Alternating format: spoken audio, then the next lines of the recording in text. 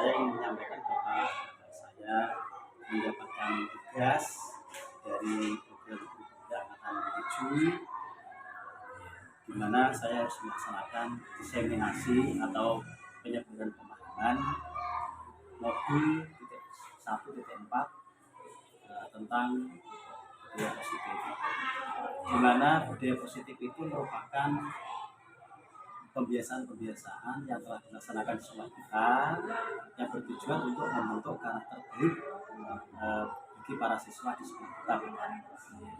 Saya mohon dukungannya dan bantuannya dari Bapak untuk membantu saya melaksanakan diseminasi pemahaman yaitu dengan menggunakan rekan-rekan guru untuk mengikuti penyebaran pemahaman atau diseminasi yang saya laksanakan.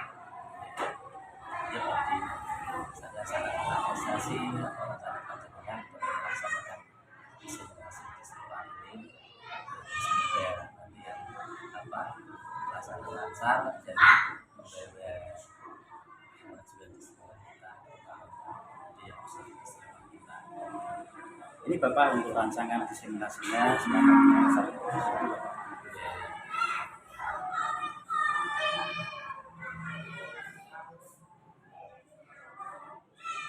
Untuk lembar berikutnya sudah ada.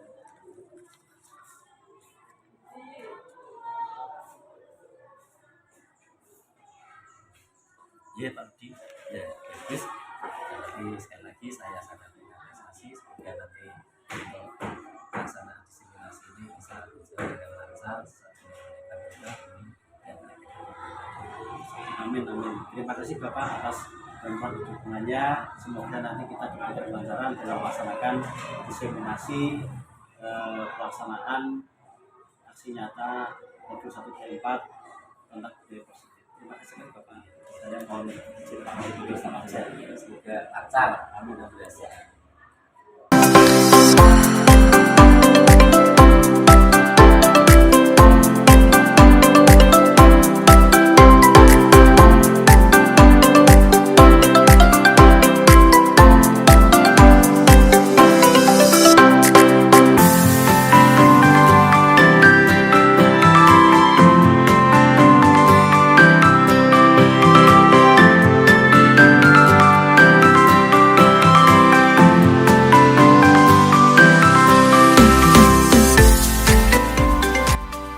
Assalamualaikum warahmatullahi wabarakatuh.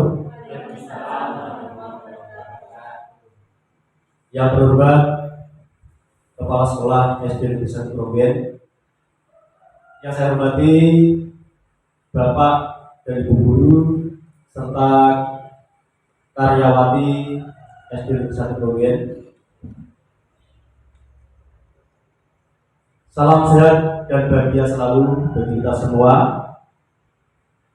Alhamdulillah, syukurillah, pada kesempatan kali ini, pada siang hari ini yang berbahagia, saya akan melaksanakan diseminasi atau penyebaran pemahaman pengimbasan dari aksi nyata modul 1.4, yaitu tentang budaya positif. Sebelumnya Bapak Ibu, saya mohon maaf yang setulus-tulusnya dalam kaitan dengan aksi nyata yang saya laksanakan ini. Saya tidak mempunyai tujuan untuk menggurui daripada Bapak Ibu. Dalam hal ini kami mendapatkan tugas yaitu untuk melaksanakan penyebaran pemahaman terkait dengan modul 1.4 yaitu tentang budaya positif. Semoga kegiatan yang kita laksanakan ini dapat bermanfaat bagi kita semua, di mana nanti kita bisa berkolaborasi, bisa berbagi informasi antara satu dengan yang lainnya, dan pengetahuan kita itu insya Allah bisa bertambah Bapak Ibu. Jadi nanti dalam kegiatan pengibasan modul 1T4 budaya positif nanti kita ini akan juga disentil Bapak Ibu, yaitu materi tentang restitusi. Tidak dinyata-nyata nanti ternyata kita ini selama ini mungkin kita sering sekali belum benar dalam membimbing atau mendidik para siswa kita. Terima kasih Bapak Ibu. Saya ucapkan kembali yaitu berkat dukungan dan kehadiran Bapak Ibu pada kesempatan hari ini, atas partisipasi juga, semoga kegiatan kita ini berjalan dengan lancar. Amin. Baik Bapak Ibu, untuk mengefektifkan waktu, langsung saja saya mulai untuk kegiatan diseminasi pada siang hari ini.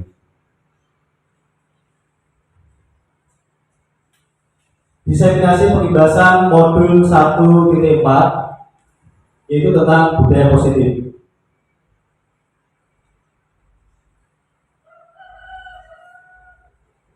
Dilaksanakan oleh saya sendiri Bapak Ibu, yaitu Eko Limudianto SPDSD dari SD Negeri 1 Progen CGP Angkatan 7 Kabupaten Grobogan. Nah, ini adalah tujuan akhir dari kegiatan ini Bapak Ibu, yaitu dimulai dengan kemarin kita sudah melaksanakan dari modul 1.1 yaitu filosofi pendidikan menurut Gajar Dewantoro. Kemudian berlanjut tadi ke modul 1.2 yaitu nilai dan peran guru penggerak. Kemudian lanjut lagi ke modul 1.3 yaitu visi guru penggerak, dan yang kita laksanakan ini yaitu diseminasi modul 1.4 tentang budaya positif. Jadi sebelum sampai titik ini, kemarin kita sudah mempelajari 3 modul Bapak Ibu, yaitu dari modul 1T1, kemudian modul 1T2 dan modul 1.3. Nah, muaranya nanti setelah kita pelajari modul 1T4, kita dapat mencetak ya profil pelajar Pancasila, di mana ada 6 dimensi Bapak Ibu. Nah, itu tadi adalah profil pelajar Pancasila, yaitu beriman dan bertakwa kepada Tuhan Yang Maha Esa dan berakhlak mulia, kemudian mandiri, bernalar kritis, lalu kreatif, bergotong royong, serta kebinekaan global.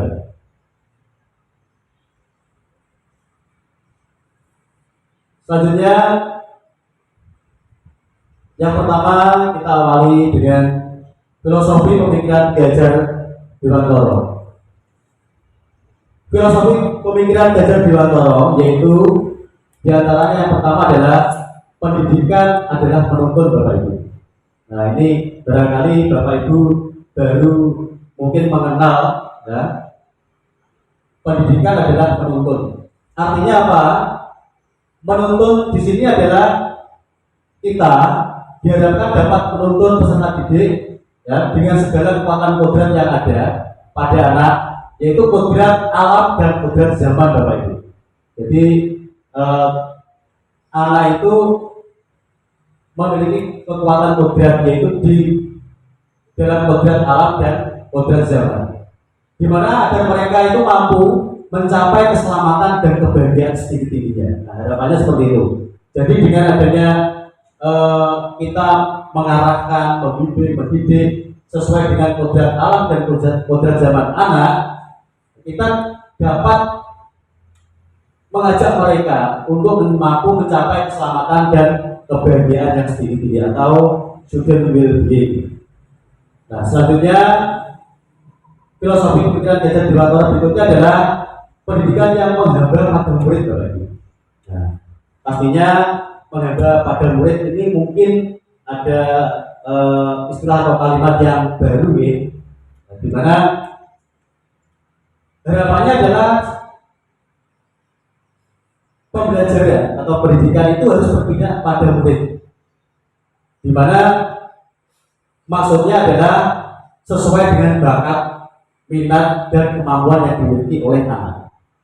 Nah, dengan adanya pendidikan yang berpihak pada murid, harapannya itu anak bisa termotivasi, merasa termotivasi, dan dapat melaksanakan pelajaran dengan bahagia, ya, senang. Akhirnya potensi anak itu bisa keluar dengan sendiri. Itu harapannya. Kemudian yang berikutnya adalah guru itu ibarat petani, Bapak. Kok bisa ya? Kok guru itu ibarat petani? Nah, guru itu dia ibarat petani, di mana dalam sekolah itu ibarat lahan, Bapak. Ibarat lahan yang untuk ditanami. Sedangkan murid itu diibaratkan benih. Nah, diibaratkan oleh benih. Jadi petani kita ini adalah seorang petani, Bapak Ibu. Hanya bisa menuntun tumbuhnya benih dengan merawatnya. Maksudnya bagaimana? Begini. Kita ini kan sebagai guru. Guru di sini dianalogikan sebagai seorang petani. Nah, lahannya di mana? Di sekolah ini. Nah, benihnya siapa? Murid-murid. Nah, benih itu tadi supaya bisa tumbuh baik, tumbuh subur, panennya melimpah, maka kita sebagai petani harus merawatnya dengan sebaik mungkin. Nah, bagaimana caranya? Nah, caranya adalah kita harus memberikan pupuk. Nah, ini adalah tanaman yang diberikan pupuk. Tanaman yang besok pupuk kan pasti tidak bisa tumbuh subur. Nah, kemudian diberikan cahaya matahari yang cukup. Nah, kalau diberikan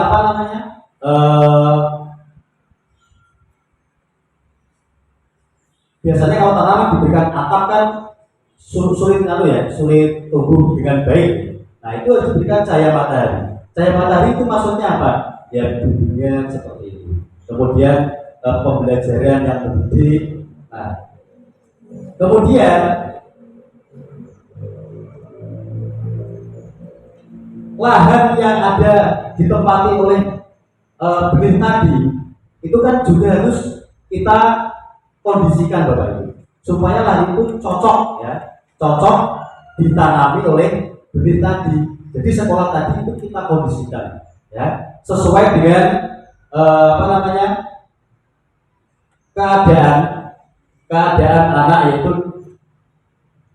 pada kodrat alam dan kodrat zaman. Tadi kalau kodrat alam itu kan maksudnya adalah kita mengembangkan potensi anak itu sesuai dengan lingkungannya masing-masing atau daerahnya masing-masing. Kalau kodrat zaman itu adalah kita membimbing, ya, memberikan pendidikan anak sesuai dengan zamannya sekarang. Kalau zamannya sudah maju, yaitu zaman sudah menuju ke abad 21, ya, kita harus berupaya untuk mengajak anak serta membimbing anak itu sesuai dengan zaman sekarang ini, ya. Sudah tidak berlaku lagi untuk zaman yang kemarin. Nah, ini misalnya adalah guru ibarat petani, Bapak Ibu.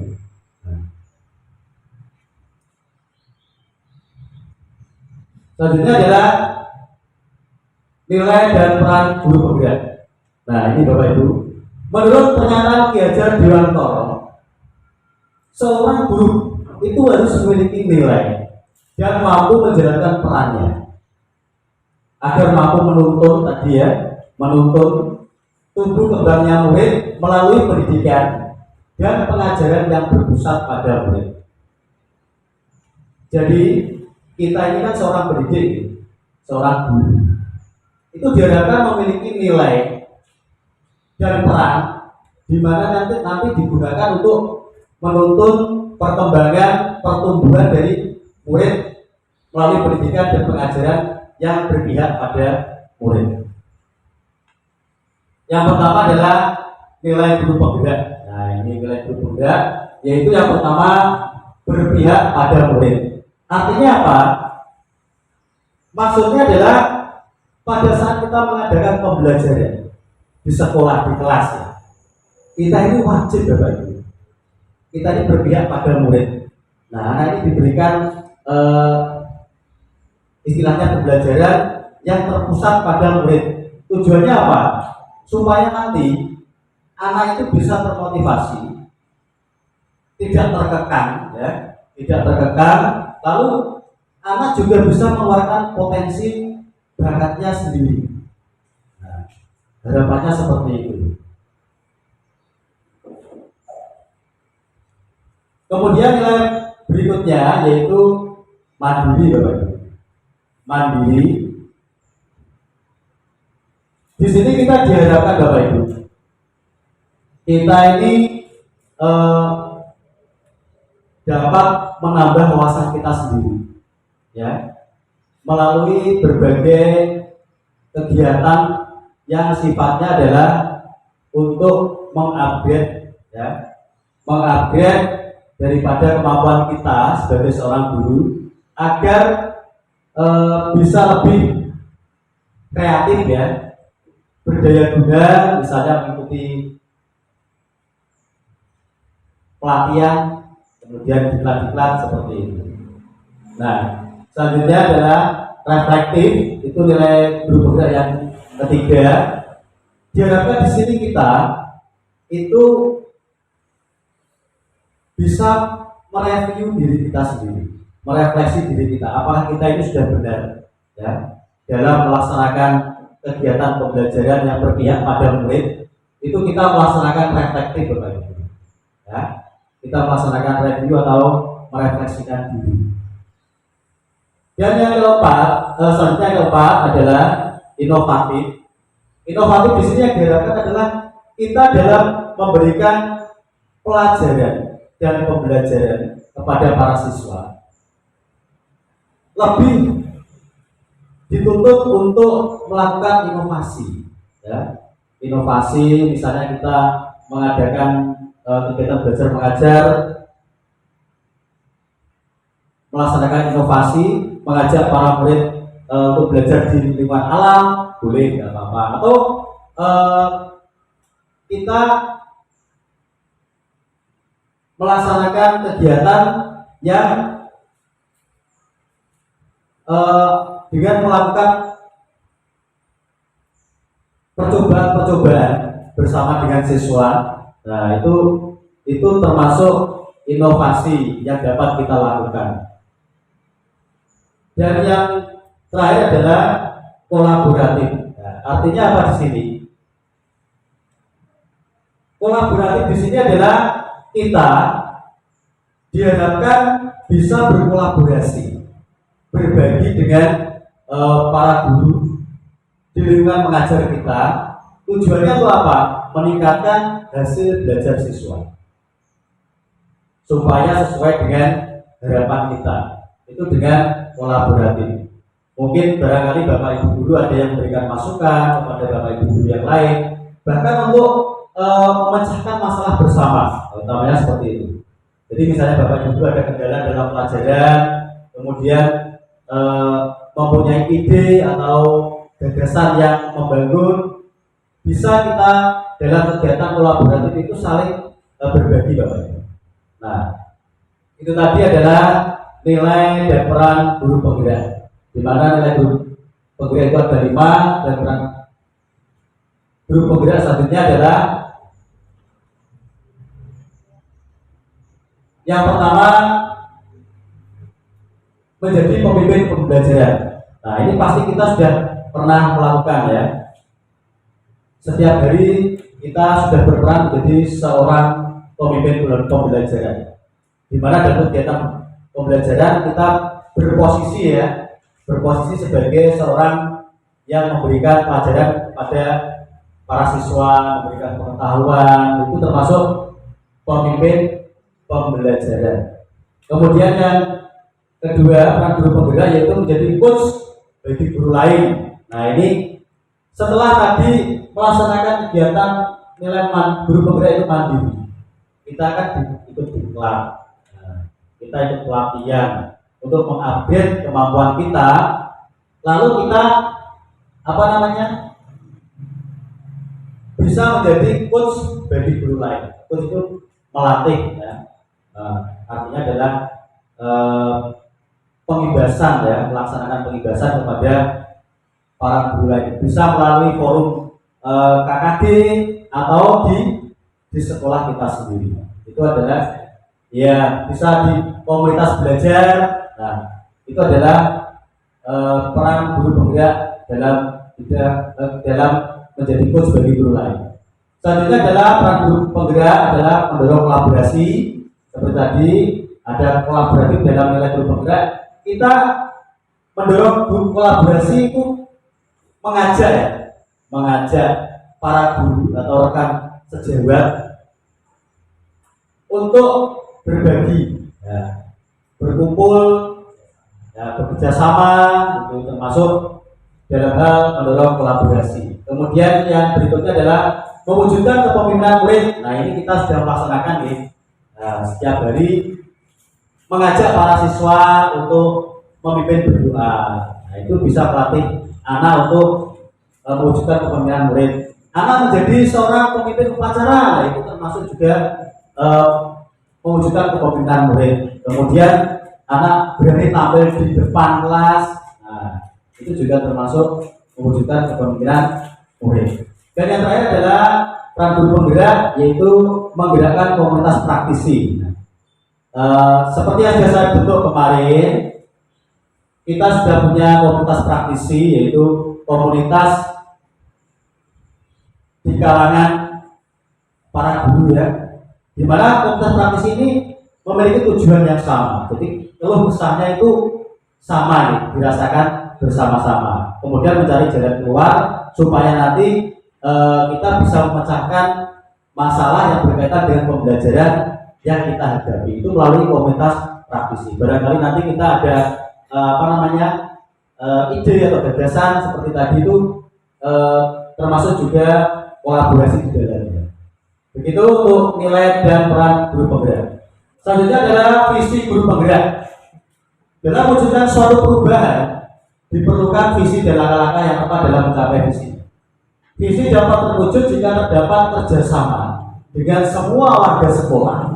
Oleh karena itu, dalam mewujudkan visi diperlukan langkah konkret atau nyata dengan menggunakan yaitu metode inquiry apresiatif atau disingkat IA dengan tahapan BAGJA atau biasa dibaca oleh Bagja.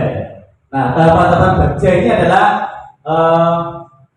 tahapan Bagja ini B-nya itu adalah buat pertanyaan. Kemudian ada ambil pelajaran A-nya, kemudian D dari mimpi, kemudian J jabarkan rencana, dan yang A adalah terakhir atur eksekusi. Nah, ini adalah tahapan-tahapan Bapak Ibu untuk menciptakan sebuah visi ya, menciptakan sebuah visi. Apakah ini termasuk membuat visi sekolah Pak? Iya. Jadi kita ada tahapan-tahapan terlebih dahulu dalam membuat visi ya. Nah, jadi diperlukan kerjasama seluruh warga komponen warga sekolah, semua warga sekolah itu harus berperan di sini, yaitu untuk mewujudkan suatu perubahan ya. Di mana harapannya di sini visinya itu adalah bermuara pada untuk terwujudnya profil pelajar Pancasila, yaitu tadi ada 6 dimensi ya, dalam profil pelajar Pancasila tadi. Itu di visi guru penggerak. Berikutnya, nah untuk mencapai visi guru, seorang guru itu harus mampu merumuskan prakarsa ya. Prakarsa perubahan tadi yang saya sampaikan yaitu kerja tadi itu berdasarkan atap ya. Atap itu aset, tantangan, aksi, dan pembelajaran. Jadi dalam merumuskan visi kita harus melihat aset kita terlebih dahulu. Nah, aset yang ada dalam sekolah ini apa saja, kemudian tantangan kedepannya, kemudian aksi ya, aksi yang akan kita lakukan, dan pembelajaran yang sesuai dengan situasi dan kondisi yang sesuai ya dalam sekolah kita. kemudian dijabarkan dalam kanvas bagja. Kanvas bagja ini adalah merupakan rencana ya untuk membentuk atau membuat sebuah visi sekolah. Bagja tadi adalah pertanyaan utama, kemudian ambil pelajaran dari mimpi, jabarkan rencana, dan atur eksekusi.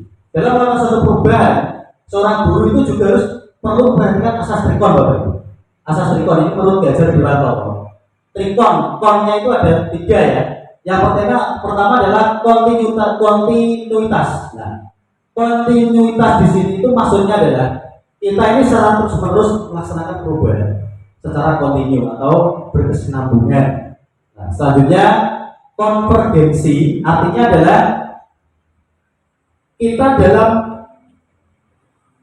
menyerap ilmu itu bisa dari berbagai macam aspek atau dari berbagai macam lokasi. Nanti bisa dikonvergenkan, dikumpulkan supaya nanti pengalaman-pengalaman baru itu bisa digunakan untuk kita sebagai seorang guru melakukan perubahan dalam kegiatan pembelajaran yang berpihak pada murid. Kemudian konsentris ini adalah maksudnya pembelajaran yang kita laksanakan ini berpihak ya, konsentris itu terpusat. Nah, itu maksudnya adalah yang berpihak pada murid. Kemudian perubahan yang kita laksanakan ini tidak serta-merta diwujudkan dalam waktu singkat, Bapak Ibu. Tapi dengan butuh proses, kemudian ada komitmen serta tekad yang kuat yang dimiliki oleh kita sebagai seorang guru penggerak. Kalau kita ingin maju sekolah kita, maka kita harus tergerak lebih dahulu, bergerak dan baru melakukan aksi kita. Nah, itu adalah harapannya seperti itu dalam visi seorang guru. Nah, selanjutnya budaya positif ini yang akan kita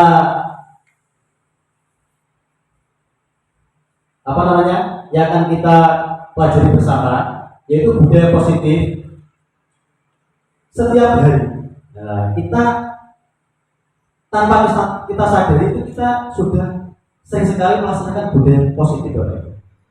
Contohnya apa? Kita sudah melaksanakan pembiasaan positif di sekolah. Misalnya apa Bapak Ibu?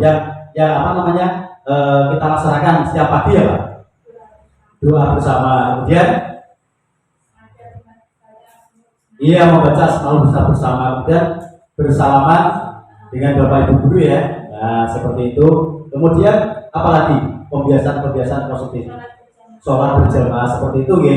Nah, ini adalah ternyata kita sudah melaksanakan budaya positif, di mana pembiasaan positif ini nanti akan membentuk karakter baik bagi para peserta didik kita di sekolah. Nah, ternyata kita sudah melaksanakan budaya positif walau belum kita sadari. Selanjutnya adalah dalam budaya positif ini bisa menimbulkan rasa yang aman, Bapak Ibu. Nyaman ya, menyenangkan dalam diri murid pada saat sebelum atau proses dan setelah pembelajaran. Begitu ya. Nah, pasti kita juga bisa mengamati di lingkungan sekolah kita kegiatan pembiasaan yang positif. Nah, itu sangat menyenangkan bagi para siswa. Nah, selanjutnya adalah budaya positif juga mendorong murid untuk mampu berpikir, bertindak, dan menciptakan proses yang merdeka dirinya sendiri. Kemudian yang dimana tujuannya adalah muncul kemandirian dan rasa tanggung jawab. Jadi seorang anak yang sudah menjalankan pembiasaan positif tadi, itu mereka dapat berpikir Bapak Ibu, kan dapat bertindak ya, dapat bertindak, ada yang memimpin kan, kalau berdua bersama kan sudah ada yang memimpin ya. Kemudian menciptakan suatu proses yang memerdekakan dirinya. Jadi mereka itu merasa merdeka dalam hal belajar. Kemudian dengan adanya itu akan muncul kemandirian. Akhirnya mereka tanpa kita beri aba-aba, kita suruh sudah bisa melaksanakan tanggung jawabnya masing-masing. Seperti itu. Itu adalah tujuan dari budaya positif. Selanjutnya adalah konsep utama budaya positif itu yang pertama adalah perubahan paradigma belajar. kemudian disiplin positif, teori motivasi, keyakinan kelas, hukuman, penghargaan dan restitusi, 5 kebutuhan dasar manusia, restitusi, 5 posisi kontrol, dan restitusi 3 restitusi. Nah, sekarang kita ice breaking sebentar Bapak Ibu. Ini ice breakingnya terkait dengan materi. Silakan tugas Bapak Ibu yaitu Anda, nah ini nanti dengan rekannya bersebelah ya. Nah, Anda ini sebagai A. Nah, Anda di sini sebagai A itu mengepalkan salah satu tangan Anda. Satu tangan juga dikepalkan seperti ini. Nah, kemudian setelah dikepalkan Anda merasa bahwa di dalam tangan Anda ini ada sesuatu yang tersimpan yang harus dijaga. Harus sekuat mungkin itu harus dijaga. Karena di dalam ini ada sesuatu yang sangat berharga yang Anda jaga. Nah, pada saat itu juga ada rekan Anda itu rekan yang bersebelah dengan Anda ini B. Nah, ini berusaha untuk berupaya membujuk Anda supaya membuka kepala Anda. Nah, bisa menghadir, kemudian mengintimidasi, memarahi, menggoda, bahkan sampai menawari uang agar Anda itu bisa bersedia membuka kepala Anda. Jadi di dalam kepala Anda tadi kan ada sesuatu yang berharga, ya, yang harus benar-benar kita jaga. Nah, apakah Anda ini akan membuka kepala Anda? Kalau dia disuruh oleh teman Anda tadi, misalnya dibuka pun pasti tidak akan. Iya, karena ini bersifat apa? Bersifat apa? Iya, amanah, apalagi. Barangkali mungkin yang di dalam sini ini apa? Rahasia, ya. Nah, kira-kira yang memegang kendali kepala tangan Anda ini siapa? Teman Anda atau saya panjenengan sendiri? Iya, panjenengan sendiri ya. Nah, ini yang punya adalah kepala tangan saya. Jadi saya di sini adalah yang memegang kontrol atau memegang kendali. Nah, di sini maksudnya kita nanti akan belajar teori kontrol Bapak Ibu. Nah, menurut Dr. William Glasser, nah ini dalam proses pembelajaran tanpa kita sadari Bapak Ibu. Nah, yang pertama itu adalah ilusi guru mengontrol murid. Nah, kemudian ilusi bahwa kritik dan membuat orang merasa bersalah dapat menguatkan karakter. Kemudian ada ilusi bahwa semua penguatan positif, efektif dan bermanfaat. Ilusi bahwa orang dewasa memiliki hak untuk memaksa. Nah, di sini kita ini kan dalam pembelajaran sebagai seorang guru ya, sebagai seorang guru. Dan biasanya kalau dalam pembelajaran kita ini pasti berupaya untuk mengontrol murid. Betul apa tidak? Kita sebagai seorang guru pasti ingin mengontrol murid. Padahal murid sendiri itu tadi berusaha dengan dirinya sendiri itu ingin merdeka. Nah, ingin merdeka. Nah, di sini ini kita nanti akan belajar tentang teori kontrol, yaitu antara guru yang mengontrol muridnya. Nah, kita kan berusaha untuk mengontrol murid ya, tapi murid sendiri juga ingin sesuai dengan keinginannya sendiri. Nah, itu. Nah, selanjutnya keyakinan kelas. Nah, ini keyakinan kelas Bapak Ibu. Keyakinan kelas ini mungkin Bapak Ibu baru mendengarkan ya. Istilah keyakinan kelas ya. Biasanya kita kan tahunnya itu peraturan kelas, tata tertib kelas. Dan keyakinan kelas itu apa? Keyakinan kelas itu mirip Bapak Ibu sama peraturan kelas. Nah, hanya saja keyakinan kelas itu terbentuk karena adanya kesepakatan bersama. Nah, Jadi keyakinan kelas itu mirip-mirip ya dengan peraturan sekolah atau tata tertib sekolah yang sudah kita ketahui atau jalankan bersama biasanya. Mengapa tidak peraturan saja? Mengapa harus keyakinan kelas? Mengapa? Mengapa kita tidak memiliki mengapa kita memiliki peraturan harus menggunakan helm bila mengendarai kendaraan roda dua? Nah, mengapa kita memiliki peraturan 3M menggunakan masker, mencuci tangan dan menjaga jarak 1,5 meter? Kemudian, mengapa kita memiliki peraturan harus datang tepat waktu pada saat mengikuti pelatihan? Nah, ini untuk mendukung motivasi intrinsik dari dalam, kita kembali ke nilai-nilai keyakinan, ya, di mana ini lebih menggerakkan seseorang dibandingkan mengikuti serangkaian aturan yang ada. Nah, ini adalah keyakinan kelas. Nah, keyakinan kelas itu terbentuk akibat adanya kesepakatan kelas, di mana keyakinan kelas ini bersifat lebih abstrak, daripada peraturan yang lebih rinci dan konkret atau nyata. Kemudian keyakinan kelas itu berupa pernyataan yang universal, atau yang bersifat umum ya, yang berada di lingkungan sekitar peserta didik. Kemudian keyakinan kelas hendaknya tidak terlalu banyak ya, sehingga mudah diingat dan dipahami oleh semua peserta didik atau warga kelas.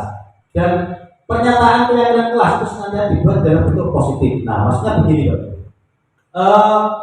kita ini kan tahu ya, apa jenisnya Bapak Ibu person. Misalnya ada tata tertib, ya, dilarang makan di dalam kelas, nah, seperti itu. Nah, kata-kata dilarang ini kan mempunyai makna yang negatif, ya, mempunyai makna yang negatif. Atau tidak boleh datang terlambat. Nah, tidak boleh itu kan memiliki kata yang negatif. Kemudian apa lagi Bapak Ibu? Yang bersifat negatif biasanya dalam tata tertib atau peraturan. Dilarang, nah, kata-kata dilarang. Nah, dilarang itu ya. Kemudian tidak boleh, nah seperti itu. Apalagi? Jangan, ya. Apalagi? Jangan mencontek. Nah, jangan mencontek pada saat ulangan. Nah, seperti itu. Apalagi Bapak Ibu? Ini yang sifatnya negatif. Iya, masih negatif. Nah. Jangan, dilarang. Kemudian, ya. Barangkali Bapak Ibu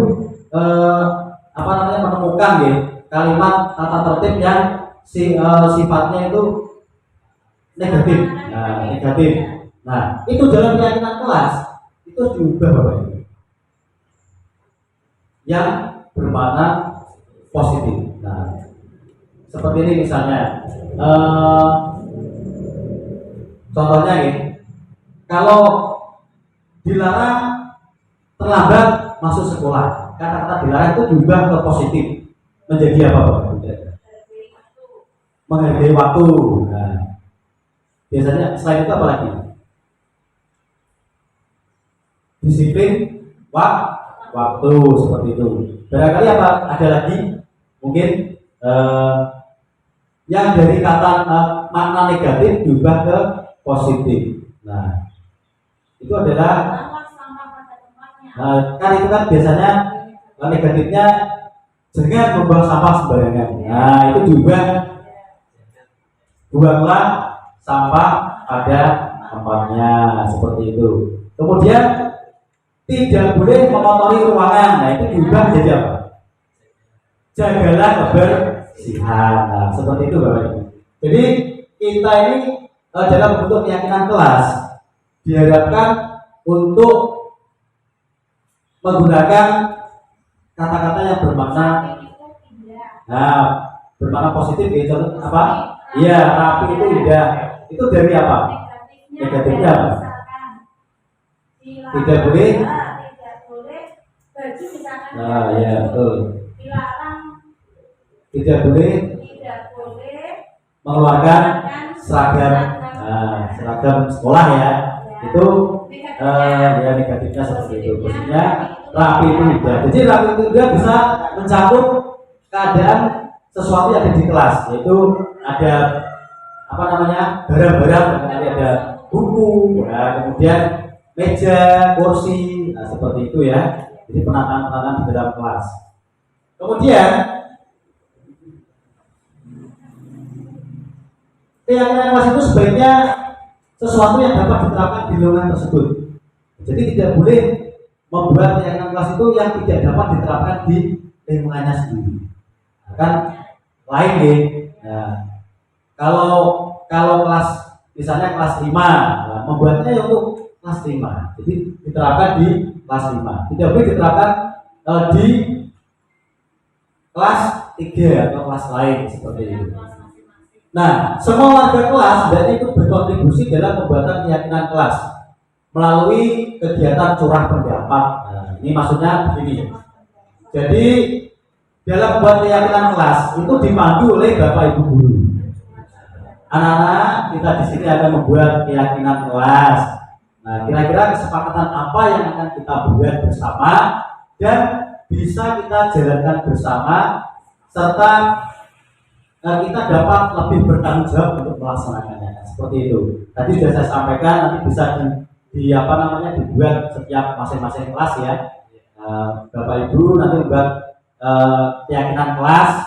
Jadi bukan hanya peraturan sekolah saja, tapi keyakinan kelas. Tujuannya apa? Kalau siswa nanti membuat keyakinan kelas, maka mereka akan lebih bertanggung jawab pada dirinya sendiri untuk melakukan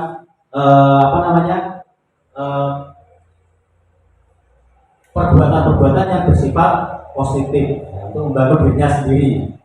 Nah, dalam membuat keyakinan kelas, setiap anak diharapkan berkontribusi menulis dalam kertas apa itu namanya, yang kecil itu Bu. Nah, forklift ya. Nah, itu bisa diberikan kepada anak. Lalu kita memasang kertas pelambang di depan. Nah, nanti anak bisa kita berikan pandangan terlebih dahulu. Contoh-contoh keyakinan kelas tadi yang sesuai dengan kesepakatan kita.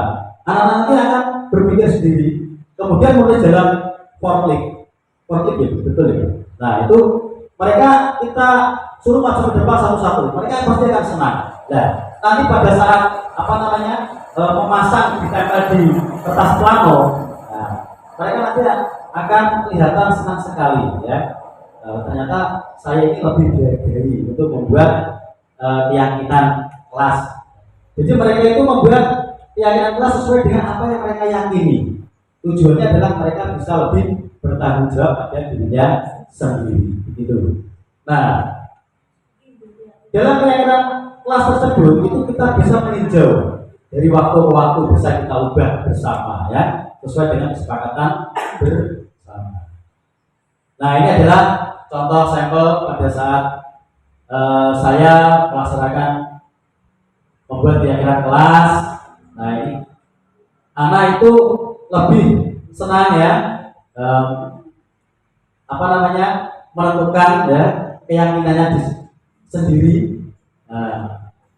Nanti misalnya sama di depan yang yang ditulis di foto tadi sama, itu bisa diambil salah satu Bapak Ibu. Nah, tidak perlu banyak-banyak, yang penting bisa mengakomodir keyakinannya masing-masing seperti itu. Nanti diharapkan setelah diseminasi ini Bapak Ibu membuat keyakinan kelas di masing-masing kelas. Nah, mudah sekali Bapak Ibu. Anak-anak pasti akan senang sekali. Oke. Nah, ini adalah keyakinan kelas 5 ya, di SD kita. Nah, di antaranya itu adalah disiplin waktu, kemudian belajar dengan antusias. Ini adalah keyakinan kelas dari anak-anak. Kalau itu saya ajak ya, saling menjaga kebersihan dan keindahan, kemudian gemar membaca dan menulis sebagai budaya literasi, kemudian menghargai guru, teman yang sedang berbicara. Nah, ini penting sekali nih, menghargai guru dan teman yang berbicara. Jadi pada saat guru itu sudah mengajar, kalau sudah ada keyakinan kelas, kita tinggal menyampaikan kembali kepada anak. Nah, tidak boleh berbicara sendiri, ya, harus memperhatikan guru. Kemudian di sini waktu anak harus wajib berangkat pagi ya, belajar dengan semangat karena sudah sesuai dengan kesepakatan keyakinannya. Nah, mereka juga harus semangat. Orang kok yang namanya tidak boleh itu apa namanya tiduran di meja seperti itu. Nah, kemudian selalu menerapkan 5S. Nah, 5S ini apa Bapak Ibu? Senyum, sapa, salam, sopan, santun. Kalau diurutkan apa? Dari apa dulu? Salam, senyum, senyum ya? Ya, senyum, kemudian salam, terus sapa, sopan, santun. Nah, ini bagus sekali karena Buana itu apa namanya pemerhati ya sama anak-anak ya. Tepuk tangan untuk Buana itu luar biasa. Ini mudah-mudahan nanti beliau ini kita doakan bersama dengan Bintan ini sudah apa namanya kita dorong bersama lolos di tahap 1 ya. Mudah-mudahan nanti apa namanya dalam tahap 2-nya bisa lolos. Amin ya rabbal alamin. Kita ini harus apa namanya selalu kuat Bapak Ibu dalam berkolaborasi, kemudian berbagi juga nih. Nah, ini merupakan inspirasi bagi kita semua. Nah, posisi kontrol yang pertama adalah kita sebagai penghukum. Nah, misalnya kita berkata seperti ini Bapak Ibu, patuhi aturan saya atau awas. Nah, biasanya kan seperti itu ya. Ada istilahnya pengancaman. Kemudian kamu selalu saja salah. Nah, hasilnya kemungkinan murid itu akan marah dalam dirinya sendiri, mendendam dan bersifat agresif. Oleh karena itu kalau ada siswa yang sering kita hukum, biasanya nanti ke depan mereka akan lebih agresif. Kemudian akan ada timbul perasaan dendam. Nah, itu yang cukup berbahaya ya. Gimana? Iya, berbahaya sekali ya. Jadi murid tapi dalam dirinya marah, walaupun dia secara luar itu diam, tapi dalam batinnya itu marah ya, seperti itu. Nah, kita ini sebagai penghukum biasanya itu suka membentak ya, membentak. Nah, itu biasanya ya keras sekali ya, biasanya seperti itu. Kita membentak atau menghukum para siswa. Kemudian yang berikutnya adalah membuat merasa bersalah. Misalnya seperti ini kalimatnya ya. Ini biasanya dengan kelas membuat merasa bersalah itu pasti pernah kita lakukan ya dalam membimbing atau peserta didik. Ibu sangat kecewa sekali dengan kamu. Nah, kita seperti memelas. Berapa kali Bapak harus memberitahu kamu ya? Nah, gimana coba kalau orang tua kamu tahu kamu berbuat seperti ini? Hasilnya apa Bapak Ibu? Kemungkinan mereka juga ada perasaan dendam juga, walaupun sedikit pasti ada. Nah, tetap juga ada perasaan agresif pasti juga ada. Nah, ini ini adalah membuat merasa bersalah. Nah, kemudian sebagai teman, nah ini kita kadang juga bisa menjadi sebagai teman, ya. Posisi kontrol ini adalah kita bisa menjadi teman. Buktinya apa? Ini ada kalimat seperti ini. Ayo bantulah demi bapak ya. Pernah tidak Bapak Ibu? Ayo bantulah demi ibu ya, seperti itu. Nah, ayo ingat tidak ibu bantuan ibu selama ini, nah, seperti itu. Ya sudah, kali tidak apa-apa, nanti ibu bantu bereskan. Nah, kita ini sebagai teman, seperti teman sebaya anak. Kan kadang kita berposisi seperti itu ya. Nah, seperti itu. Ya sudah tidak apa-apa, nanti ibu bantu bereskan. Nah, seperti itu kan terkadang kita menjadi teman bagi anak. Ternyata hasilnya murid itu akan merasa senang dan akrab dengan guru. Nah, kemudian dampak positifnya itu tadi dampak positifnya hanya ada di sisi negatif murid, yaitu menjadi tergantung pada guru tersebut karena menganggap kita sebagai teman. Maka murid tadi itu akan merasa tergantung ya kepada guru tersebut. Bila ada masalah, maka dia hanya merasa bisa mengandalkan guru tersebut untuk membantunya. Nah, itu adalah posisi teman. Jadi seolah tidak ada tidak ada ruang antara guru dan siswa. Ternyata juga ada sisi negatifnya ya. Nah, ada ketergantungan tadi itu. Ini adalah posisi kontrol guru sebagai teman. Selanjutnya, posisi kontrol guru sebagai pemantau. Nah, kita sering menanyakan peraturannya apa? Nah, apa yang akan kamu lakukan? Nah, sanksi atau konsekuensinya apa? Nah, itu biasanya kita sering sekali menanyakan seperti itu kepada murid yang berbuat sekolah. Iya, yang seperti itu tadi. Nah, karena ada konsekuensinya tadi ya. Nah, kita kan sering bertanya pada murid ya, kalau bersalah peraturannya apa? Tahu tidak? Nah, seperti itu. Nah, kemudian apa yang telah kamu lakukan? Nah, seperti itu. Ini adalah pemantau. Artinya adalah seorang guru itu memantau ya. Memantau, kemudian melihat, mengamati. Guru tidak menunjukkan suatu emosi yang berlebihan, jadi marah atau membuat merasa bersalah, merasa berbuat salah. Murid tetap dibuat tidak nyaman dengan harus tinggal di kelas pada jam waktu istirahat atau mengerjakan tugas. Guru tetap harus memantau murid pada saat mengerjakan tugas di jam istirahat, karena murid tidak bisa ditinggal seorang diri. Nah, di sini murid itu bisa memahami konsekuensinya yang harus dijalankan karena telah melanggar salah satu peraturan sekolah. Guru tidak menunjukkan suatu emosi yang berlebihan akibat adanya guru yang berposisi sebagai pemantau tadi. Nah, karena hanya bertanya tadi seperti itu tadi. Nah, itu adalah guru sebagai pemantau. Selanjutnya yang terakhir adalah guru sebagai manajer. Nah, ini Bapak Ibu. Sebagai manajer di sini, murid itu diajak untuk menganalisis kebutuhan dirinya sendiri. Nah, maupun kebutuhan orang lain. Di sini penekanan bukan pada kemampuan membuat konsekuensi, namun dapat berkolaborasi dengan para peserta didik. Nah, bagaimana caranya? Yaitu agar murid dapat memperbaiki kesalahan dirinya sendiri. Biasanya kita karena tadi kita kan membuat keyakinan kelas ya, kita sudah membuat keyakinan kelas. Jadi ada pertanyaan untuk para siswa, apa yang kita yakini? Karena siswa tadi melanggar. Nah, sebelumnya kita sudah membuat keyakinan kelas tadi ya. Misalnya anak datang terlambat, kan ada keyakinan kelas tadi.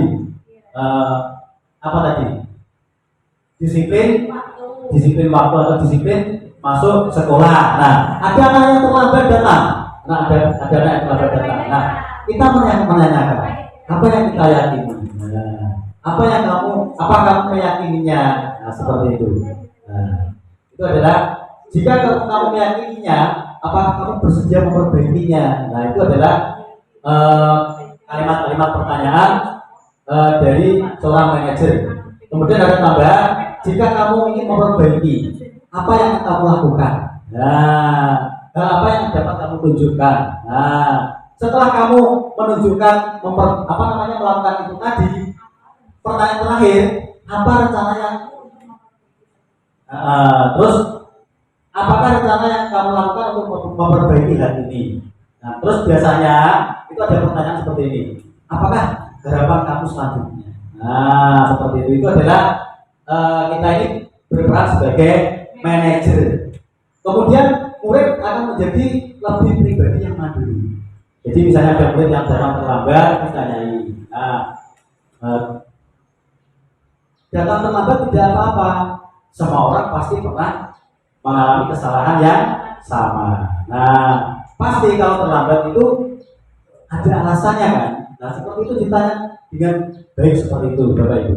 Nah, jadi tidak langsung dimarahi ya. Nah, mengapa kamu terlambat? Nah, seperti itu. Kemudian apa kamu tahu peraturan sekolah kita? Nah, seperti itu. Kemudian hasilnya murid dapat menjadi pribadi yang mandiri, merdeka dan bertanggung jawab atas segala perilaku dan sikapnya. Sehingga pada akhirnya dia akan bisa kembali ke kelompoknya dan menciptakan lingkungan yang positif, nyaman dan aman. Nah, di antara kelima posisi kontrol tadi, nah ini tadi Bapak Ibu. Nah, manakah yang paling tepat yang dapat kita laksanakan? Manajer. ternyata selama ini kita sudah melakukan 5 posisi kontrol ya, tanpa kita sadari ya. Ternyata juga ada hasilnya, masing-masing ada hasilnya. Nah, baik hasilnya yang positif maupun hasilnya yang negatif, tapi lebih banyak negatifnya. Nah, oleh karena itu pada 5 posisi kontrol ini kita sebagai seorang guru itu diharapkan untuk menjadi seorang manajer. Nah, itu ya. Nah, ternyata ada apa namanya ilmu yang dapat kita serap ya, kita terima, kita pahami bersama ya. Jadi seorang guru itu seyogianya berposisi sebagai seorang manajer. Atau nggih Bapak Ibu? Nah, selanjutnya segitiga restitusi sesuai yang dengan saya sampaikan di awal tadi. Nah, segitiga restitusi itu apa ya Pak? Ya, begini Bapak Ibu. Restitusi itu kan istilahnya adalah mengganti. Nah, segitiga restitusi sendiri itu memiliki 3 langkah Bapak Ibu. Memiliki 3 langkah. Yang pertama adalah menstabilkan identitas. Di mana pada teori kontrol itu adalah kita semua akan melakukan hal yang terbaik yang dapat kita lakukan. Kemudian langkah yang kedua adalah validasi tindakan yang salah. Semua perilaku pasti memiliki alasan. Jadi tindakan-tindakan yang salah pun pasti ada alasannya. Nah, ini terletak pada validasi tindakan yang salah. Kemudian yang berikutnya adalah menanyakan keyakinan. Orang yang berbuat salah pasti memiliki motivasi yang ada dalam dirinya sendiri. Tujuannya apa? Motivasi berbuat salahnya itu apa? Nah, seperti itu. Nah, ini adalah segitiga restitusi. Seperti ini Bapak Ibu. Nah, ini adalah model segitiga restitusi, yaitu tindakan yang salah, kemudian menstabilkan identitas, menanyakan keyakinan. Yang pertama adalah menstabilkan identitas. Ya. Yang pertama yang tadi adalah mohon maaf. Yang pertama adalah menstabilkan identitas, validasi tindakan yang salah, dan menanyakan keyakinan. Seperti ini. Nah, menstabilkan identitas yang salah itu di bawahnya ada setiap orang pasti pernah melakukan kesalahan. Jadi kita memberikan pertanyaan, setiap orang pasti pernah melakukan kesalahan. Kemudian kamu bukan satu-satunya orang yang pernah melakukan kesalahan. Nah, seperti itu. Kemudian validasi tindakan yang salah. Kamu tentunya punya alasan mengapa kamu melakukan hal tersebut. Nah, adakah cara yang lebih efektif untuk mendapatkan hal yang kamu butuhkan? Kemudian yang ketiga adalah menanyakan keyakinan. Nah, keyakinan kelas apa yang kamu anggar, ya, yang telah kita sepakati. Nah, seperti itu. Kemudian kamu menjadi seorang yang seperti apa? Nah, itu adalah menanyakan keyakinan. Nanti kita akan pelajari bersama. Nah, segitiga restitusi. Yang pertama adalah menstabilkan identitas, ya. Nah, bagian dari dasar segitiga restitusi itu bertujuan untuk mengubah identitas anak dari anak yang gagal, ya, sebagai orang gagal karena melakukan kesalahan, ya. Jadi kita itu menyampaikan Bapak Ibu, kalau berbuat salah itu tidak apa-apa, seperti itu. Tidak ada manusia yang sempurna. Kemudian saya pun juga pernah melakukan kesalahan seperti itu. Setiap orang juga pernah melakukan kesalahan seperti itu. Nah, terus kita menyampaikan kita bisa menyelesaikan ini dengan sebaik-baiknya. Nah, Bapak Ibu juga tidak akan tertarik mencari siapa yang salah dan siapa yang benar. Tapi Bapak Ibu ingin mencari solusi yang terbaik dari permasalahan ini, ya. Nah, kamu benar merasa begitu. Nah, kemudian yang terakhir itu biasanya kita bertanya, nah, apakah kamu sudah menjadi teman yang baik bagi dirimu sendiri? Kalau mereka salah, kita kembalikan seperti itu. Itu adalah untuk menstabilkan identitas. Selanjutnya adalah memvalidasi Bapak Ibu. Nah, kalau kita memahami kebutuhan dasar apa yang menjadi mendasari sebuah tindakan, kita akan bisa menemukan cara-cara yang paling efektif untuk kebutuhan tersebut. Pada pertanyaan validasi tindakan yang salah, misalnya seorang siswa melakukan kesalahan, ya, kita dapat bertanya, padahal kamu ini bisa melakukan hal yang buruk yang lebih dari itu. Nah, kemudian kamu pasti punya alasan mengapa kamu melakukan hal tersebut. Kalau siswa salah kan ditanya ya, alasannya apa? Nah, kemudian ada lagi pertanyaan, kamu patut bangga pada dirimu sendiri karena kamu telah melakukan sesuatu yang penting buatmu. Nah, ini misalnya anak terlambat datang ke sekolah, ya, anak datang terlambat sekolah. Nah, dia itu pasti datang terlambat punya alasan, loh. Nah, terlambat pun, walaupun dia datang terlambat, pasti dia itu juga mempunyai hal yang baik yang tentunya tidak kita ketahui bersama. Barangkali dia membantu orang tuanya, atau di rumah atau bagaimana seperti itu, ya. Nah, kamu boleh mempertahankan sikapmu itu, tapi kamu harus menambahkan sikap yang baru. Nah, seperti itu, ya. Jadi itu validasi tindakan yang salah. Selanjutnya yang berikutnya adalah menanyakan keyakinan. Nah, itu adalah kalimat-kalimatnya adalah apa yang kita percaya sebagai kelas atau keluarga, apa nilai umum yang kita telah sepakati. Kemudian kamu mau jadi orang yang seperti apa? Nah, ini kita tanyakan seperti itu. Ini adalah segitiga restitusi. Nah, ini Bapak Ibu yang sudah saya laksanakan, yaitu pelaksanaan segitiga restitusi.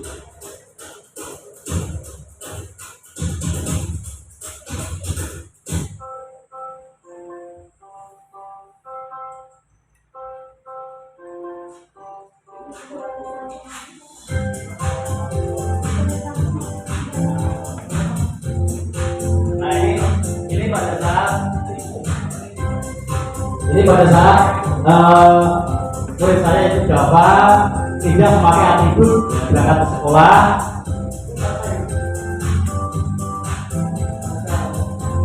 Nah, ini ketika Bapak guru menyalami para siswa. Ini dibandingkan bagaimana tidak memakai dasi, apakah dasi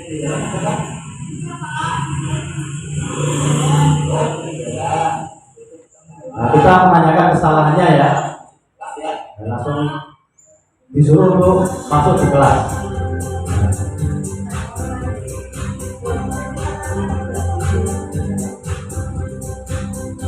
Nah, selanjutnya mengajar berbincang-bincang Bapak Ibu. Kita memanggil secara personal atau pribadi.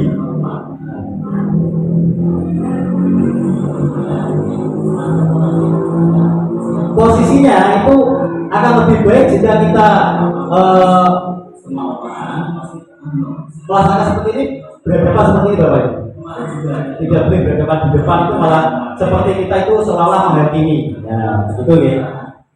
Syukur-syukur kalau dipegang seperti ini, membuat dia tidak takut.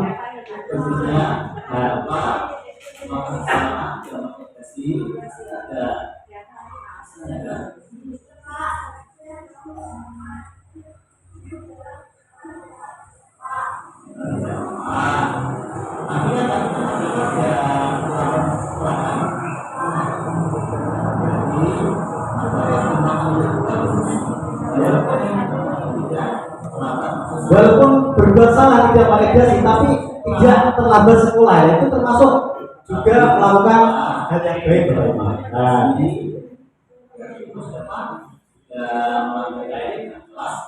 ini melanggar keyakinan kelas karena tidak pakai dasi, ya. Ya, kalau sudah tidak tahu waktu, berarti apa? Ada apa?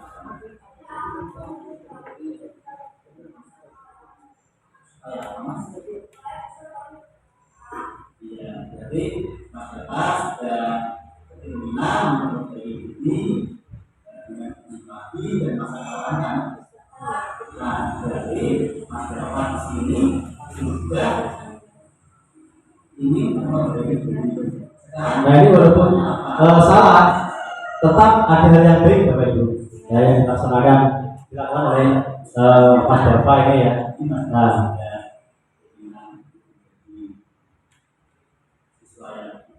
Nah, ini harapannya dia mengatakan sendiri menjadi seorang siswa yang lebih disiplin dan bertanggung jawab.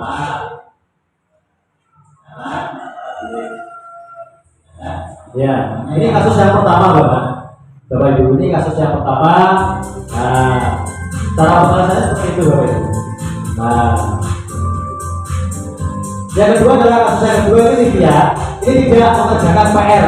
Jadi pada saat teman-temannya itu sedang absensi, jadi tidak mengerjakan PR ini. Nah ini,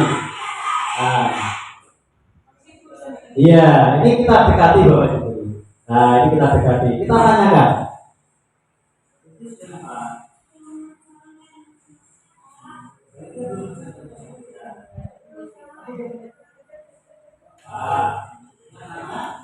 Nah, ini bapak gurunya itu tidak langsung mengatakan, nah, langsung menghentikan, nah, karena nanti kena mental kalau disampaikan di depan anak seperti itu.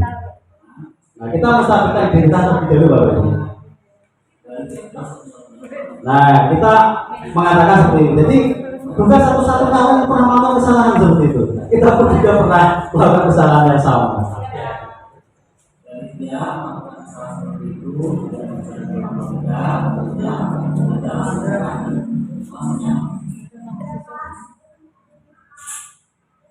Nah ini pun lupa mengerjakan PR, tapi nanti ada baik juga.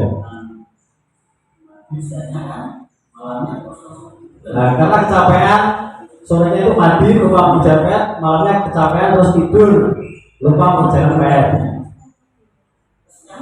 Nah bangunnya tidak kesiangan, ya, tidak terlambat. Nah itu baiknya di sini juga.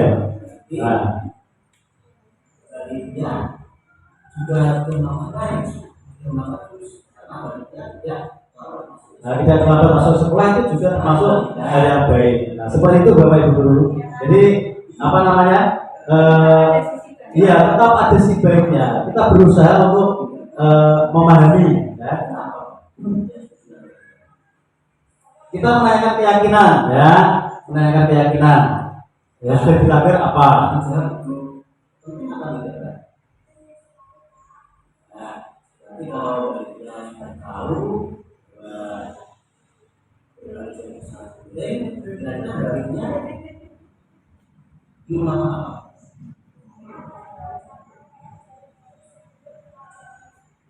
Ya ini sudah ada apa namanya, sudah tahu keyakinan yang dilanggar, sudah ingin memperbaiki dirinya.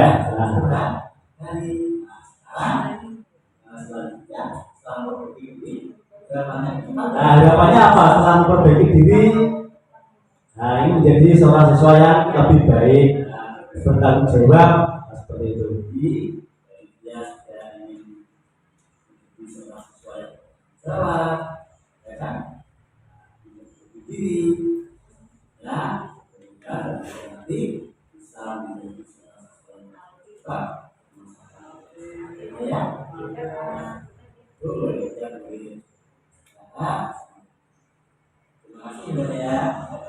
Ya, ini sudah selesai untuk penerapan segitiga institusinya Bapak Ibu. Nah, ini adalah budaya positif yang sudah saya laksanakan seperti ini. Kemudian ada kegiatan literasi juga.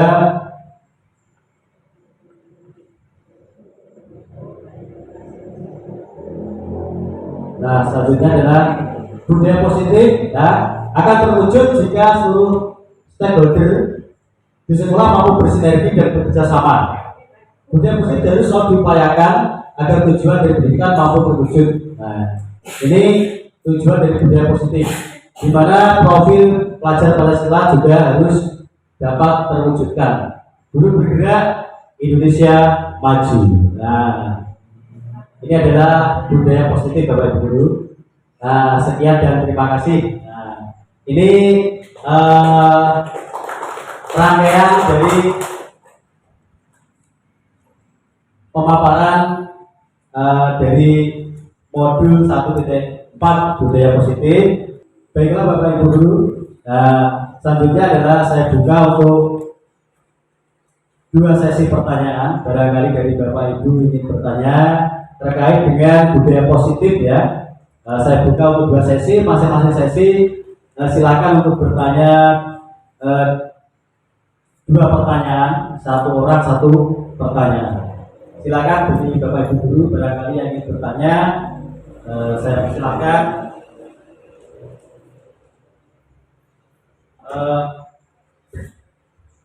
Situ yang ingin bertanya. Saya, Pak. Oh iya, silakan.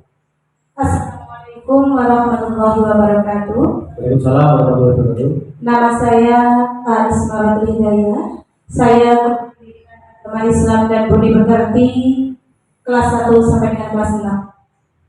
Di sini saya akan bertanya, apa yang dimaksud dengan pendidikan yang menghamba kepada murid? Ya.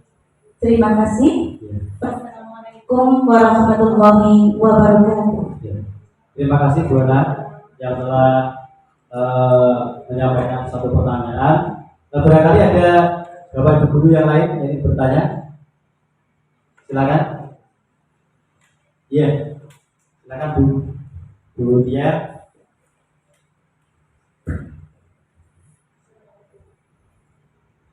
Assalamualaikum warahmatullahi wabarakatuh. Waalaikumsalam warahmatullahi wabarakatuh. Saya Tiara Naulan Mary, guru kelas 4 di SD 1 Bukit. Saya ingin bertanya Pak Ibi. Iya. Kebetulan tadi saya tertarik dengan materi keyakinan kelas. Iya Bu. Nah, apakah keyakinan kelas di masing-masing kelas itu selalu sama atau boleh berbeda? Iya. Terima kasih Bu Tia, terima kasih atas pertanyaannya. Nah, saya jawab untuk satu sesi dulu ya Bapak Ibu. Nah, untuk 2 pertanyaan langsung saya jawab. Yang pertama tadi dari Bu Ana itu bertanya apa maksud dari pendidikan yang menghamba pada murid. Nah, maksudnya seperti yang sudah saya sampaikan tadi, itu adalah penghamba pada murid itu berpihak pada murid. Nah, jadi pembelajaran yang kita laksanakan itu berpusat pada peserta didik. Tujuannya apa? Supaya setiap anak itu bisa lebih termotivasi. Nah, di mana potensi anak kalau termotivasi itu kan bisa keluar dengan sendirinya. Nah, akhirnya kalau keluar dengan sendirinya maka potensinya juga akan maksimal. Nah, seperti itu. Jadi menghamba pada murid itu artinya bisa juga memerdekakan murid untuk mengalami pembelajaran yang sesuai dengan keinginannya seperti itu. Tapi tetap kita kontrol supaya bakat dan minat siswa tersebut itu bisa keluar dengan maksimal seperti itu Bu. Kemudian terima kasih Bu untuk pertanyaannya. Selanjutnya adalah pertanyaan dari Bu Tia ya. Bu Tia tadi bertanya apakah keyakinan kelas yang kita buat itu harus sama dengan kelas yang lain? Tidak Bu ya. Jawabannya adalah tidak. Keyakinan kelas itu tergantung dari lingkungan kelasnya. Jadi dibuat berdasarkan kesepakatan dari warga kelasnya, kelas ya. Misalnya kelas 3 ya berdasarkan kesepakatan dari guru dan siswa kelas 3. Nah, ini tidak harus sama, ya, bisa berbeda. Tapi bisa ada poin-poin yang sama, boleh tidak apa-apa. Nah, biasanya itu tidak sama, ya, tergantung dari lingkungan kelasnya masing-masing. Begitu ya Bu Tia. Nah, bagaimana Bu Ana dan Bu Tia barangkali belum masih perlu penjelasan atau sudah cukup? Ya, terima kasih. Selanjutnya untuk masih ada waktu untuk sesi yang kedua. Nah, silakan saya buka untuk sesi yang kedua. Siapa yang bertanya? Ya, Berita silakan Bu. Assalamualaikum warahmatullahi wabarakatuh. Waalaikumsalam warahmatullahi wabarakatuh. Saya Bu Ika Risana, guru kelas 1 SDN 1 Progen. Izin bertanya Pak, tadi sudah dijelaskan 5 posisi kontrol. Sekarang yang saya tanyakan, apakah posisi kontrol yang paling tepat bagi seorang guru? Terima kasih. Apakah posisi kontrol yang paling tepat Bagi guru. Ya, ini pertanyaan dari Bu Intan. Selanjutnya masih ada satu pertanyaan lagi Bu. Silakan barangkali Bapak Ibu dulu yang ingin bertanya. Bapak Ibu. Saya Pak, Ya silakan. ingin bertanya, nama saya sebelumnya Assalamualaikum warahmatullahi wabarakatuh. Waalaikumsalam warahmatullahi wabarakatuh. Nama saya Pratisna kelas 3 dari SD 1 Provinsi. Saya mohon penjelasannya Pak, Iya. secara detail maksud dan penguasaan dari kebutuhan dasar manusia. Kebutuhan dasar manusia. Ya, terima kasih. Ya, tadi sudah ditanyakan ya oleh Bu Intan. Bu Intan tadi bertanya posisi kontrol yang paling tepat untuk kita. Tadi sudah kita pelajari bersama ya, kita bahas bersama apa Bapak Ibu? Posisi kontrol yang paling tepat untuk kita. Iya, manajer ya. Jadi ada 5 posisi kontrol itu yang paling tepat kita sebagai seorang guru adalah sebagai seorang manajer. Nah, di mana kita ini berperan ya sebagai seorang manajer. Nah, manajer sendiri itu kan dapat ya mengajak murid untuk menganalisis kebutuhan dirinya maupun kebutuhan orang lain. Nah, di sini kita dapat berkolaborasi dengan murid bagaimana memperbaiki kesalahan yang ada sehingga bisa menjadikan murid itu mempunyai pribadi yang mandiri, merdeka, bertanggung jawab atas segala perilaku dan sikapnya. Nah, menciptakan lingkungan yang positif, nyaman dan aman itu tadi adalah jawaban dari pertanyaan Bu Intan. Nah, untuk kita itu sebagai berposisi sebagai manajer.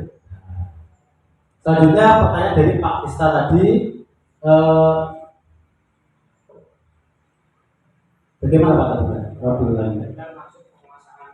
Penguasaan dari salah satu kebutuhan dasar ya, penguasaan. Nah, sudah saya sampaikan tadi, itu untuk penguasaan seorang murid itu kan biasanya berusaha untuk menguasai orang lain. Jadi seorang siswa itu berupaya untuk menguasai individu lain. Nah, itu biasanya dia itu merasa paling hebat. Nah, seperti itu, paling mampu. Nah, oleh karena itu berusaha untuk menguasai teman-temannya di kelas. Seperti itu Pak, kurang lebihnya seperti itu ya. Jadi untuk penguasaan. Bagaimana Bapak Ibu? Sudah jelas ya? Sudah paham? Ya, baiklah Bapak Ibu. Materi yang sudah saya sampaikan yaitu sudah cukup, yaitu tentang budaya positif. Nah, selanjutnya mudah-mudahan pengimbasan yang saya laksanakan terkait dengan modul 1.4 yaitu tentang budaya positif itu dapat bermanfaat bagi kita semua, menambah wawasan kita ya, menambah ilmu kita ya, menambah pengalaman kita. Semoga ke depan kita itu bisa lebih berinovasi, kemudian berkreasi ya, sesuai dengan nilai dan peran seorang guru. Nah, tadi juga yang paling penting itu ada 5 posisi kontrol. Yang paling penting itu adalah kita sebagai seorang manajer. Nah, itu saya garis bawahi. Kemudian ada lagi yaitu penerapan segitiga restitusi tadi. Dan setelah ini nanti harapan saya kita nanti bisa membuat keyakinan kelas Bapak Ibu ya. Di kelas bersama-sama nanti kita diskusikan lagi untuk membuat keyakinan kelas. Nah, demikian Bapak Ibu rangkaian acara ya, diseminasi pengimbasan modul 1.4 yaitu tentang budaya positif. Pada hari ini saya cukupkan sekian. Saya mohon maaf apabila ada tutur kata barangkali yang kurang berkenan di hati Bapak Ibu. Saya mohon maaf yang seterus-terusnya. Semoga kita nanti menjadi pribadi yang lebih baik ya. Dan kita semakin bergerak dan menggerakkan ya untuk mewujudkan pembelajaran yang berdiferensiasi ya, berpihak pada murid ya, yang dimana tujuannya adalah untuk mewujudkan profil pelajar Pancasila yang di atas 6 dimensi tadi. Demikian Bapak Ibu yang dapat saya sampaikan. Sekali lagi saya mohon maaf. Terima kasih atas dukungan dan partisipasinya. Saya akhiri. Akhirul kalam. Wassalamualaikum warahmatullahi wabarakatuh. Terima kasih Bapak Ibu.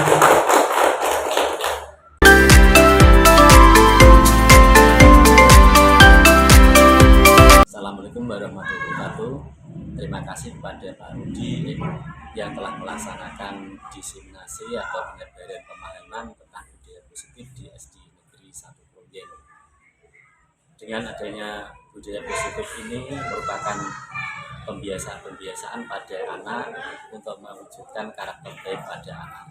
Harapan kami dengan adanya budaya positif ini bisa kami laksanakan sehingga bisa memajukan sekolah kami dan untuk guru-guru karakter siswa maupun guru akan menjadi lebih semakin baik dan meningkat. Kiranya sekian. Wassalamualaikum warahmatullahi wabarakatuh. Assalamualaikum warahmatullahi wabarakatuh. Saya Bu Marisol Kasfadop, teman sejawat dari Pak Eko Yuli Rudianto, calon guru penggerak angkatan 7 Kabupaten Grobogan. Saya berterima kasih kepada Pak Eko Yuli Rudianto karena telah melakukan penyebaran pemahaman tentang budaya positif. Semoga kami dapat melaksanakan budaya positif yang telah dilakukan Pak Eko sehingga dapat mewujudkan karakter yang baik bagi peserta didik kami. Terima kasih.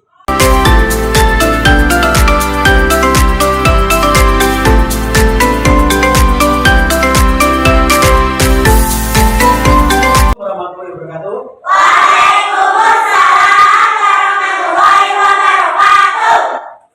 Selamat pagi anak. Pagi.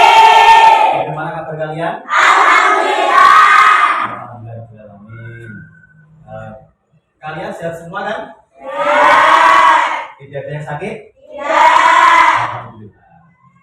Anak-anak, pada pagi ini nanti kita akan membuat keyakinan kelas. Anak-anak tahu tidak? Apa itu keyakinan kelas? Sudah pernah dengar? Berapa di antara kalian ada sudah pernah mendengar keyakinan kelas? Belum pernah? Ya. Sebelum kita belajar membuat keyakinan kelas, kita seperti biasa untuk menyemangati diri kita sendiri, mari kita lakukan ice breathing untuk penyemangat. Siapa anak ya?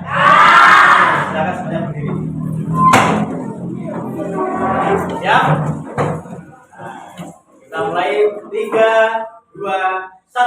Maju ke depan, maju ke depan, sambil tersenyum. Mundur ke belakang, mundur ke belakang, sambil tertawa.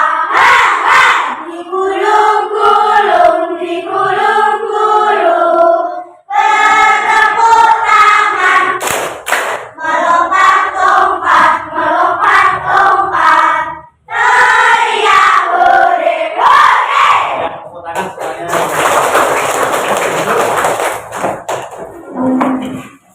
Baik anak-anak, seperti sesuai dengan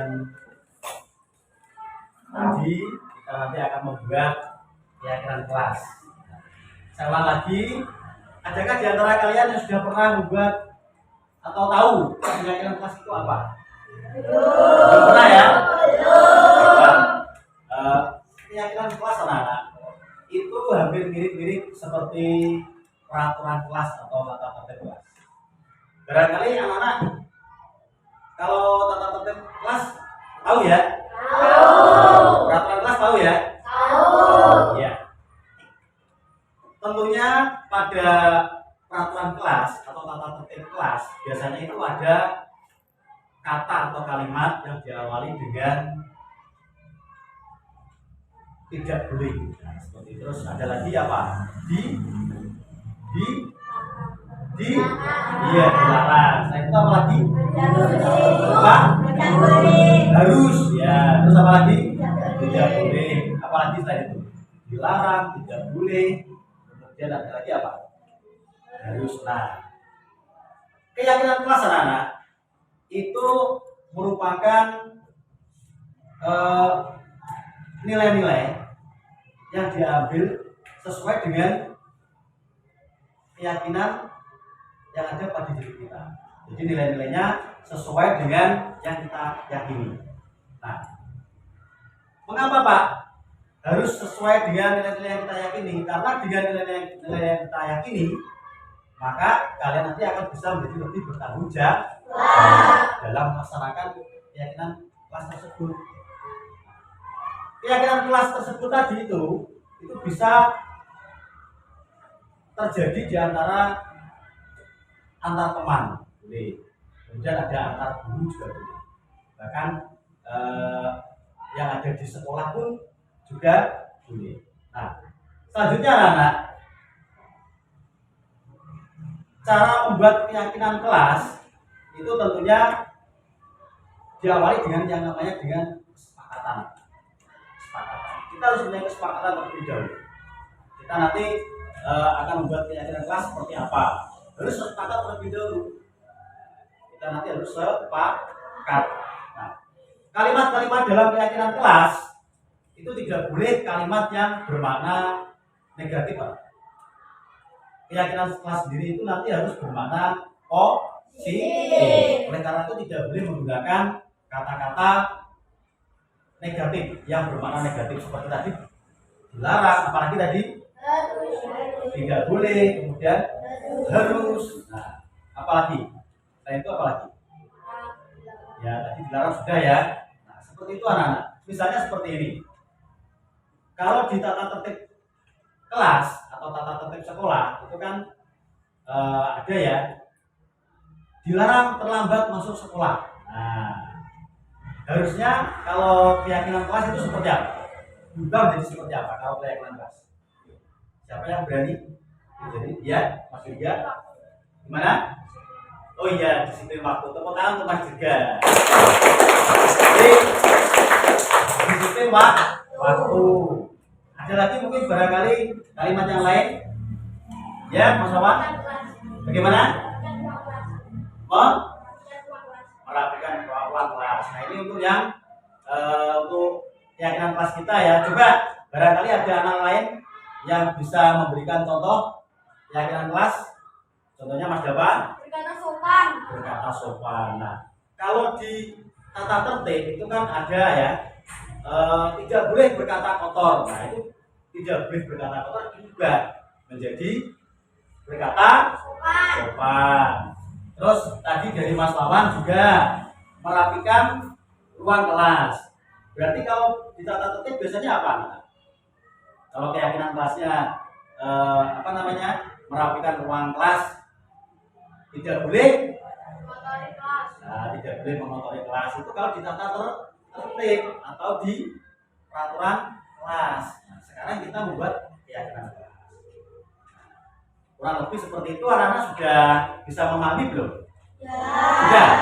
Nah, baiklah anak-anak.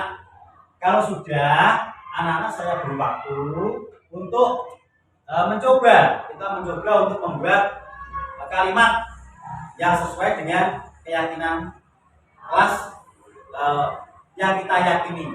Dimana nanti kita meyakini keyakinan kelas tersebut nanti itu bisa dilaksanakan dengan penuh tanggung jawab ya. Nah, bisa dilaksanakan dengan penuh tanggung jawab, kemudian disiplin ya. Jadi apa yang ingin kalian yakini ya, nilai-nilai apa yang ingin kalian yakini supaya nanti bisa merubah ke arah yang lebih positif. Anak-anak setuju buat keyakinan kelas sekarang? Setuju. Tepuk tangan untuk kita semua. Jadi kalau begitu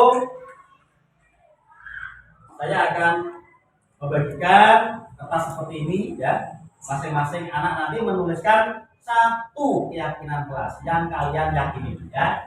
Nah, tentunya saya ingatkan sekali lagi tidak boleh menggunakan kata-kata yang tadi ada yang tidak boleh, kemudian dilarang, kemudian apa lagi harus. Nah, gunakan kalimat yang bermakna positif, tidak boleh negatif. Baik anak ya, siap ya? Ya, baiklah. Kalau begitu silakan untuk kelompoknya mengambil kertas yang saya bawa ini. Silakan ke depan anak-anak.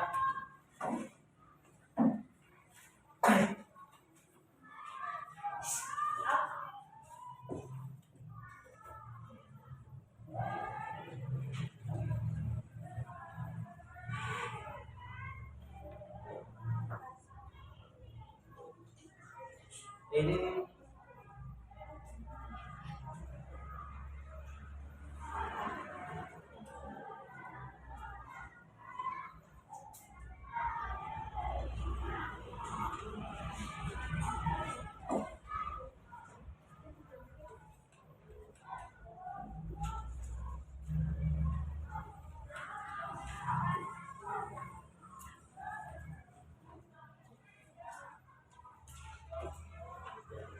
silakan anak-anak untuk menulis keyakinan kelas apa yang kalian yakini.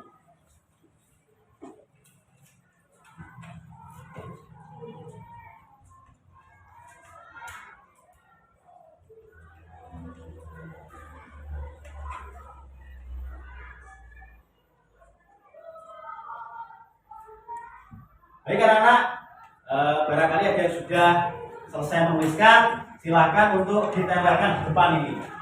Ayo, ya. Antri ya, antri dulu, paling atas diri, paling atas diri. Oke, ya, silakan.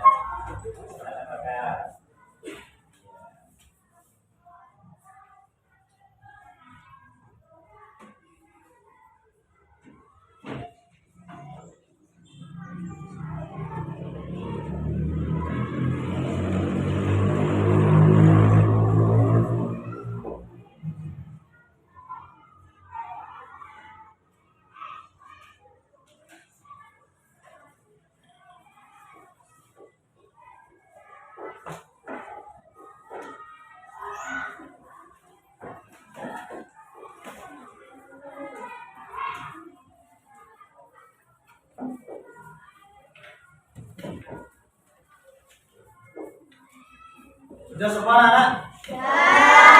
Ya. Sebenarnya sudah? Terima kasih untuk kita semua. Nah, anak-anak, ini adalah keyakinan kelas yang sudah kalian yakini bersama, sudah kalian tempel. Nah, sekarang kita cari yang sama, ya. Kalau sama nanti berarti tidak boleh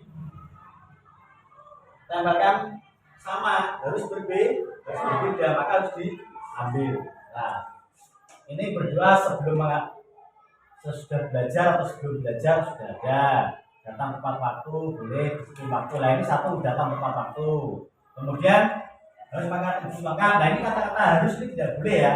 Memakai atribut lengkap. Kemudian bicara sopan, selalu bersamaan. Nah, berkata sopan betul. Kemudian membuang sampah pada tempatnya, menyiram tanaman. Nah, maka atribut lengkap tadi sudah ada ya. Nah, ini saya ambil satu lagi. Kemudian menjaga kebersihan kelas, kemudian merapikan ruang kelas, disiplin waktu sudah ada, membaca semua kelas sudah ada ya. Kemudian berkata sopan sudah ada. Nah, kemudian membuang sampah pada tempatnya sudah ada ya. Ini sudah ada, buat sampah pada tempatnya. Kemudian disiplin waktu tadi ini sudah ada, disiplin waktu, berkata sopan. Nah, kemudian ada menghormati teman, ada berkata sopan lagi ya. Nah, selanjutnya berkata sopan lagi ada lagi ya. Sudah ada, nah, berbicara sopan. Nah, ini sudah ada saya ambil. Kemudian datang tepat waktu ya. Datang tepat waktu ini sudah ada lagi ya. Nah, ini saya ambil lagi. Makan dan minum saat jam istirahat Betul ya? Betul. Kemudian berdoa sebelum belajar sudah ada 1 zuhur dan 2 berjamaah, kemudian merapikan ruang kelas, menghormati teman. Nah, ini adalah saya baca dulu.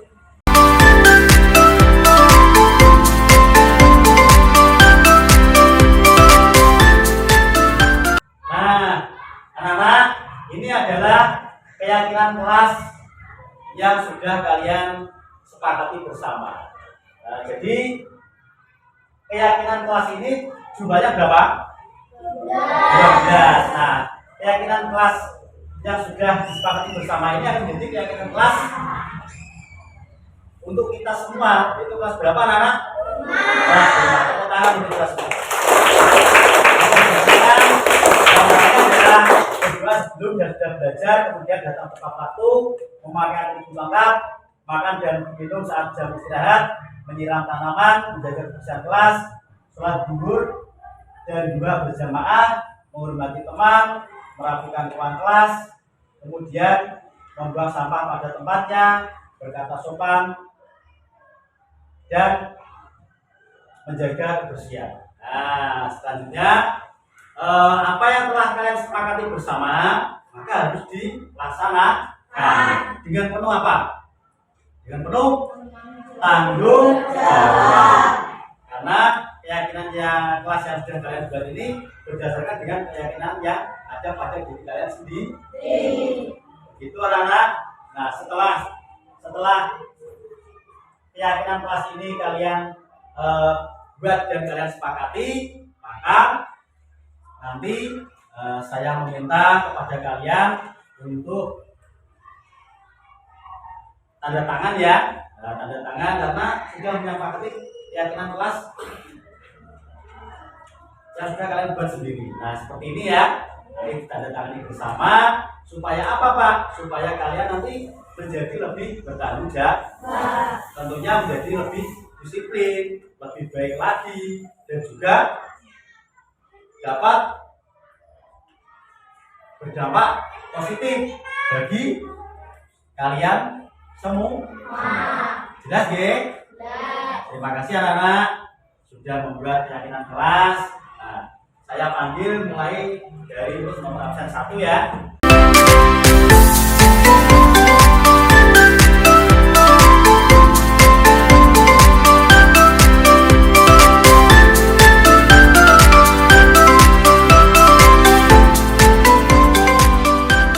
Assalamualaikum warahmatullahi wabarakatuh. Hai, perkenalkan nama saya Besitu Rizky Asyafi Ahmad Dinejad.